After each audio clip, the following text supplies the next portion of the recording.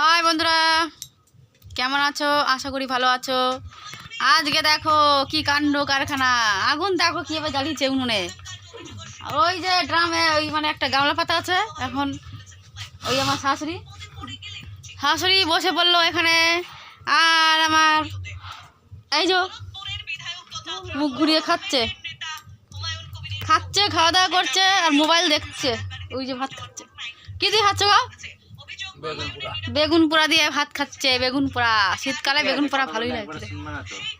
শীতকালে বেগুন পোড়া ভালো লাগে। আর উনি খবর দেখছে, খবর যা হচ্ছে চারিদিকে, খবর দেখাই উচিত। খবর না দেখলে তো মানে সারা বিশ্বে যা কি হচ্ছে জানা যাচ্ছে না। ওই যে যে বাংলাদেশের একটা ছেলেকে মেরে পুড়িয়ে দিল, সেই খবরটাই দেখছে। কি অবস্থা, দিনকাল এমন চলে আসলো, মানুষ মানুষকে চিনছে না। মানুষকে শুধু খুন করা, মারা পিট এইসবই চিনছে, আর কিছু চিনছে না। টাকা টাকা লোভ জন্মাচ্ছে, লোভ লোভ ছাড়া আর কিচ্ছু বুঝতে পারছে না। প্রচুর আগুনের তাপ, দেখেছো আগুনটা? প্রচুর আগুনের তাপ। আজকে বাড়িতে ঢুকেই দেখছি যে ছেলেটা বসে আছে, ছেলেটাকে দিলাম একটু রুটি খেতে।